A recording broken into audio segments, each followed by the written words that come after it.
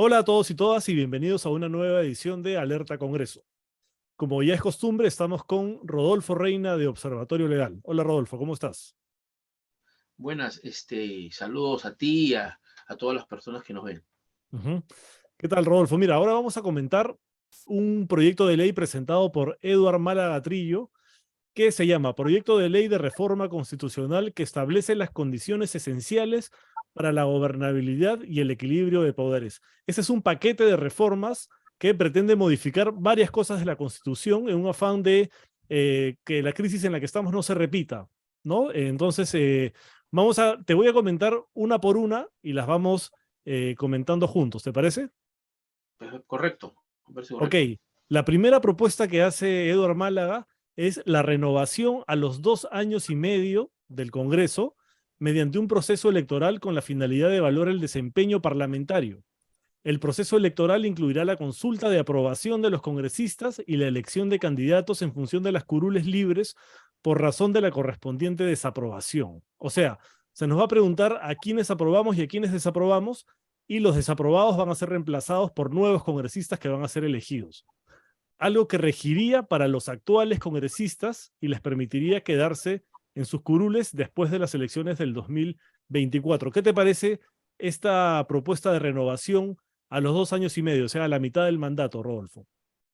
Bueno, en principio creo que nosotros ya hemos opinado y ha habido varias propuestas en el sentido de que la renovación parcial del Parlamento es importante, es una reforma importante, porque recordemos que la idea de la renovación parcial del Parlamento es que la realidad política se refleje de manera más constante en la composición del Parlamento, porque obviamente un Parlamento que es elegido en determinada fecha, luego de 2 años y medio, la realidad política de repente refleja que la mayoría parlamentaria ya no lo es en el respaldo del electorado y por consiguiente obliga a una recomposición de las fuerzas políticas en el Parlamento para que esa realidad política nueva se incorpore o se refleje nítidamente en en la composición de las fuerzas políticas del Congreso. Desde el punto de vista, es importante establecer la renovación parcial del Parlamento. Son propuestas que vienen ya desde hace varias legislaturas que se han planteado. Eso como primera posición creo que a favor de la necesidad de una renovación parcial. O respecto a la propuesta concreta del congresista Málaga, que en realidad es una renovación parcial vinculada a una suerte de ratificación o revocatoria del mandato parlamentario, porque está asociando ese proceso de renovación a una ratificación o revocatoria del mandato parlamentario en consulta a la población, para aquellos que se van a quedar o aquellos que no se van a quedar. Obviamente aquellos que no se van serían reemplazados por otros parlamentarios. En la práctica estamos señalando que a los 2 años y medio los congresistas deberían ser ratificados. Ahora, creo que si bien es cierto, la intención es buena, yo creo que esto va a generar una inestabilidad política y una precariedad de la institucionalidad parlamentaria, porque tendremos a parlamentarios elegidos que al segundo año ya estará preocupado en la forma de ratificarse en el cargo para evitar que pueda ser retirado del cargo y pueda cumplir su mandato parlamentario. Esto Ujú. creo que va a generar más bien una inestabilidad y un caos. La idea de la renovación parcial del Parlamento es que, si bien es cierto, la realidad política se incorpore a la composición del Parlamento, pero sin afectar los periodos parlamentarios de 5 años. ¿Y esto cómo operaría? Ya se alguna vez se planteó que efectivamente en el primer parlamento que se elija bajo el sistema de renovación parcial, habrá parlamentarios que se elija por 2 años y medio y otros Ujú. por 5, para que en la sucesiva elección ya todos tengan un mandato de 5 años y la diferencia de los momentos de la elección hará que la realidad política enriquezca la composición de las fuerzas políticas.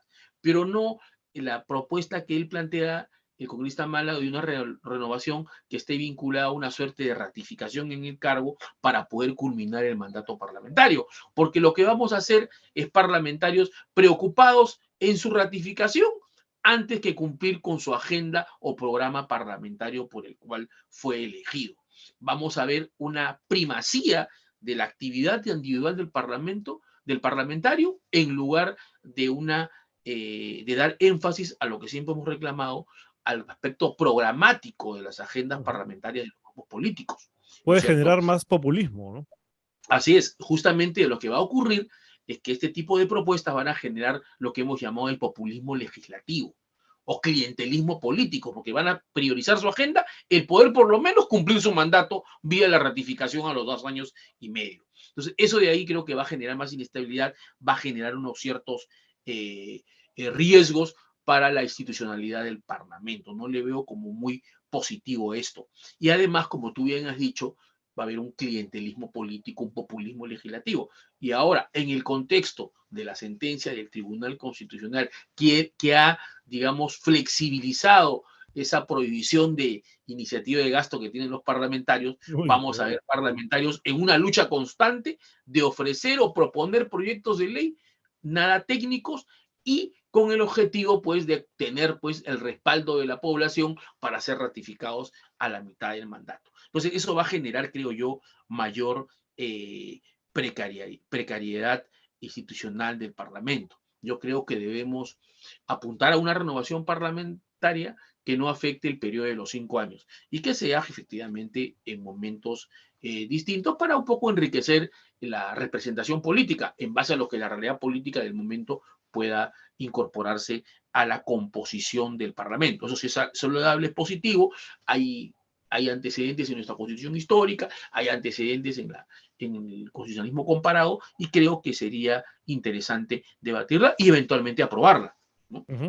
Ahora, como segunda propuesta, plantea que los candidatos a la presidencia y a la vicepresidencia podrán ser simultáneamente candidatos al Congreso, como era antes, ¿no? Y un tema que también ya hemos conversado y con el que estás de acuerdo. Así es, efectivamente estamos de acuerdo con esta propuesta porque creo que elevaría el debate político, porque tener a candidatos presidenciales que se entiende son líderes De en sus sus partidos partidos.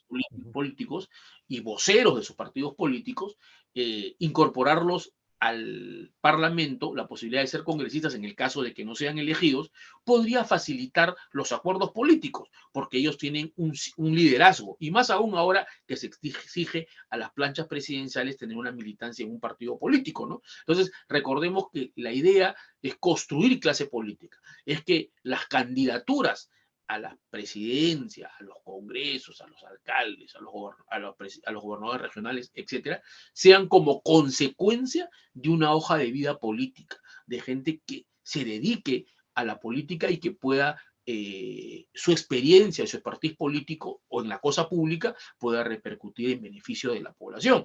Entonces yo creo que resulta importante permitir que los candidatos a la presidencia también puedan candidatear al Congreso de la República para que puedan ellos participar, porque muchas veces vemos a los candidatos de los partidos políticos que inclusive se desvinculan de los partidos, ¿no? Desaparecen, sí. Desaparecen. Y la idea es que si ellos han sido candidatos, ellos sean el producto de una hoja de vida, de una trayectoria política, y que ese liderazgo que tienen en sus agrupaciones políticas para haber sido elegidos candidatos presidenciales sea también en beneficio del diálogo y los acuerdos políticos que se puedan dar en el Parlamento.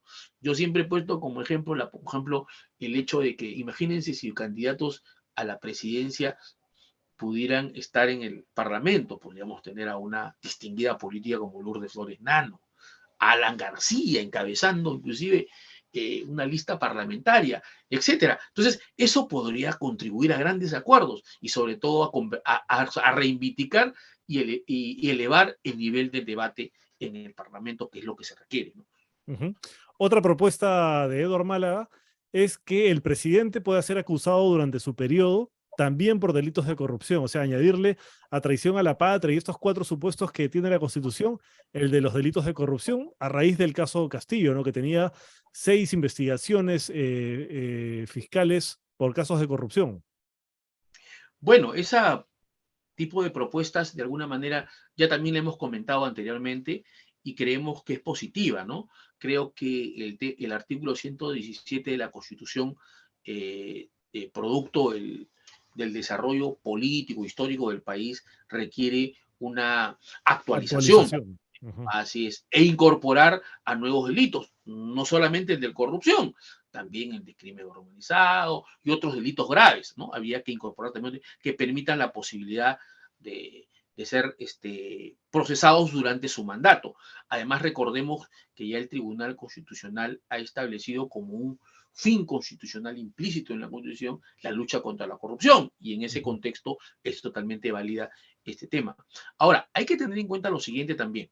En primer lugar, no debemos olvidar, y lo hemos mencionado anteriormente, que la Defensoría del Pueblo en algún momento planteó que este tipo de prerrogativas que tiene el presidente durante su mandato, previstas en el artículo 117, estaban relacionados con delitos cometidos en el ejercicio de la función. Pero, ¿qué pasa con los delitos que no están relacionados con el ejercicio de la función? Esa no existe. Homicidio, por ejemplo. Por ejemplo, no necesita, o violación, Ujú. no está dentro del marco de esta protección y podrían ser procesados directamente. Entonces, yo creo que ese tipo de debates también debería aprovecharse en esta propuesta de reforma.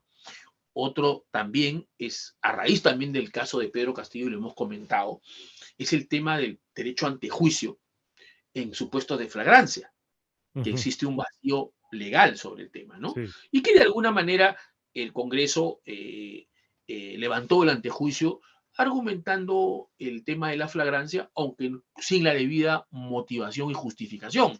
Ya lo ha hecho ya la Corte Suprema cuando se ha pronunciado sobre la prisión preventiva, ¿no? Ha hecho todo un análisis procesal del tema para dar una cierta justificación respecto al por qué no era necesaria pasar con el procedimiento ordinario del antejuicio en el Parlamento y prescindir de él ante una situación de flagrancia. Ha habido una resolución que trata de argumentar o consolidar esa posibilidad en la medida del supuesto de flagrancia. Cosa que no lo ha desarrollado el Congreso, lo ha tenido que desarrollar el Poder Judicial. Ahora, seguramente la defensa técnica de Pedro Castillo acudirá a la justicia constitucional para también cuestionar ese tema, pero es un tema aparte. Pero eso pone de manifiesto lo siguiente, que muchas veces la realidad política va más allá de Ujú.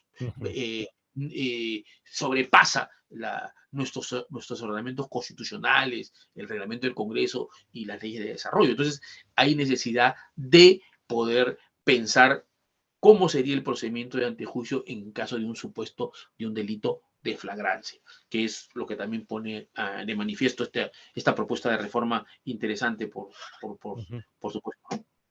Otra propuesta que está, que está incluida en este paquete es que el presidente esté facultado para disolver el Congreso tras la censura o negación de confianza, ya no a dos, sino a tres consejos de ministros. ¿Qué te parece?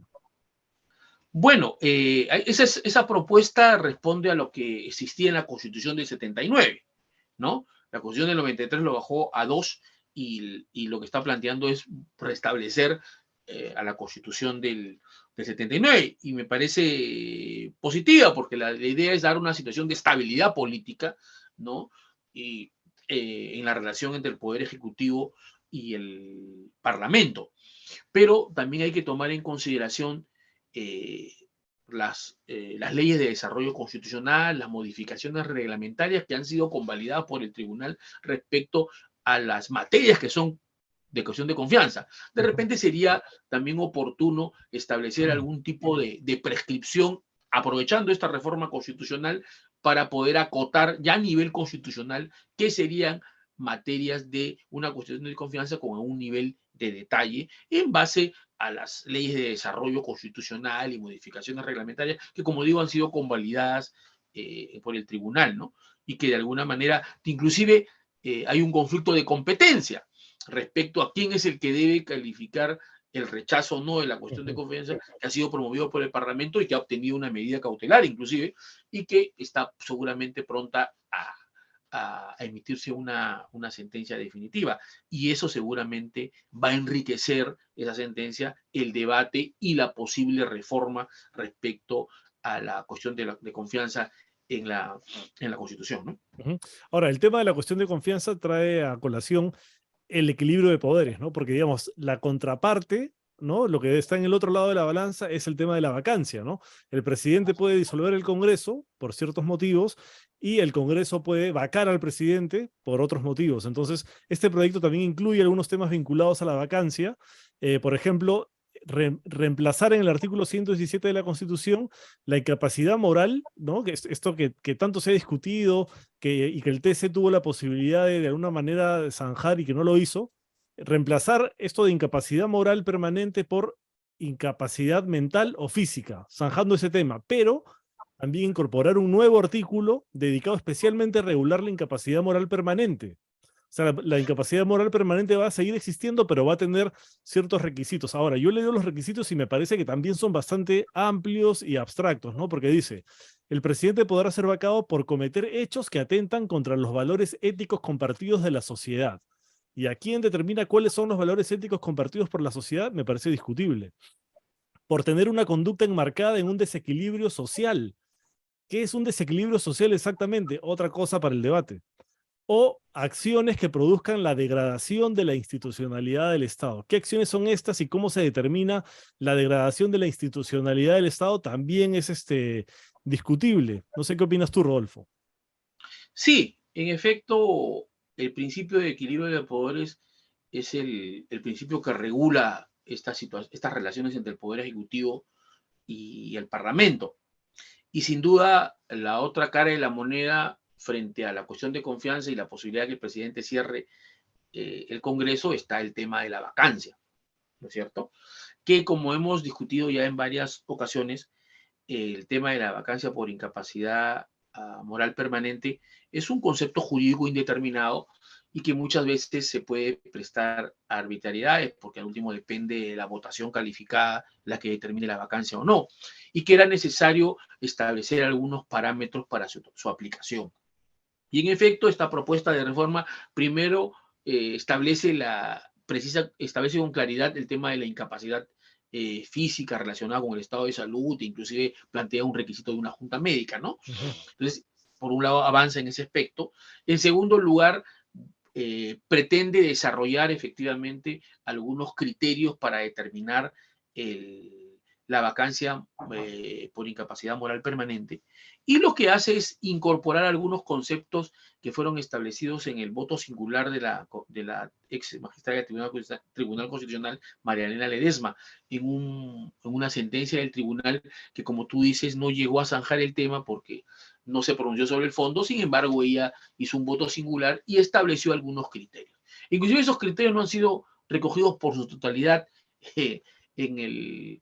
en la propuesta, porque ahí habla de una votación calificada de 4/5, habla de una someter a segunda votación la vacancia, en el afán de que haya un proceso de reflexión, teniendo en cuenta que estamos hablando de separar del cargo al más alto funcionario que tiene el Estado peruano.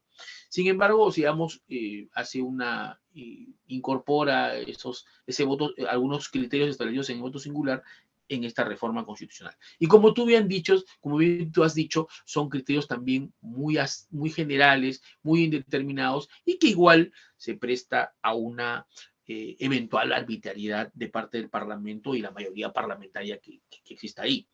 Entonces, lo que yo creo es que efectivamente debemos, cuando se habla de y eso tiene relación con el artículo 117, porque si ya tenemos una ampliación de supuestos para ser procesados penalmente un presidente en ejercicio, vamos a ampliar a otro tipo de delitos. Por Y no nos corrupción, por vamos, ejemplo. por ejemplo, por corrupción, ya no vemos en el inconveniente de no poder hacerlo con Pedro Castillo, como ocurrió con Pedro Castillo. Entonces yo creo que la solución va por ahí. El ampliar esos supuestos para que se vea un mecanismo de poder investigar y sancionar a una persona cuya conducta hace insostenible su permanencia en el cargo. Yo creo que por la vía del 117 también es una alternativa. Ahora, si se opta por mantener el tema de la vacancia por incapacidad moral permanente, yo creo que hay que hacer un mayor esfuerzo de poner conceptos mucho más acotados a efectos de que se inhabilice esta Delimitarla mejor, ¿no?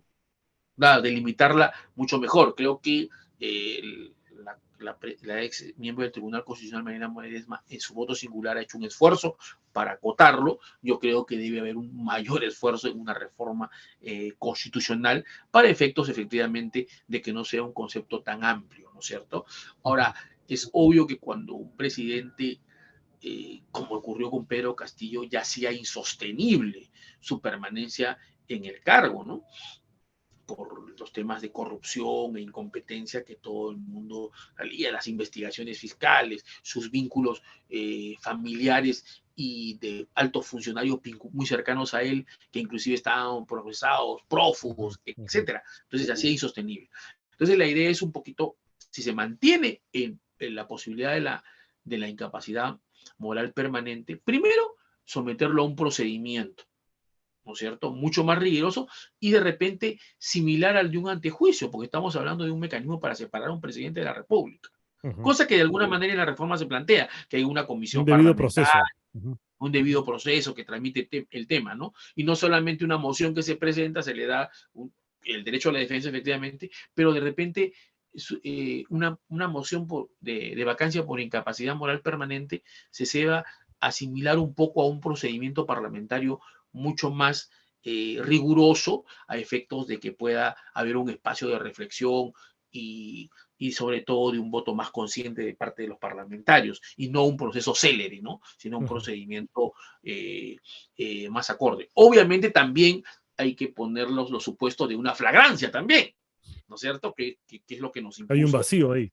el vacío, ¿no? Tanto para unas mociones de vacancia como para un derecho a antejuicio, a efectos de que se respete un debido proceso y existe un proceso predeterminado por las normas constitucionales y reglamentarias del Congreso, a efectos de no poder tener un cuestionamiento a nivel de la justicia constitucional, ¿no? Bueno, se trata de un proyecto de ley interesante que incluye todo un paquete de reformas que van a ser debatidas y bueno, faltan algunas precisiones, falta mejorarlas. Vamos a ver si en el Congreso se logran mejorar, considerando las otras propuestas que también hay, que probablemente se van a terminar agrupando, acumulando en nuevos proyectos y vamos a ver en qué termina. Vamos a seguir analizando porque siguen apareciendo todos los días nuevas reformas constitucionales que apuntan a esto, ¿no? A la reforma del sistema político. Muchas gracias, Rodolfo, por tu participación, como siempre, y gracias a todos y todas los que nos siguen en Alerta Congreso. Hasta la próxima. Gracias por la invitación.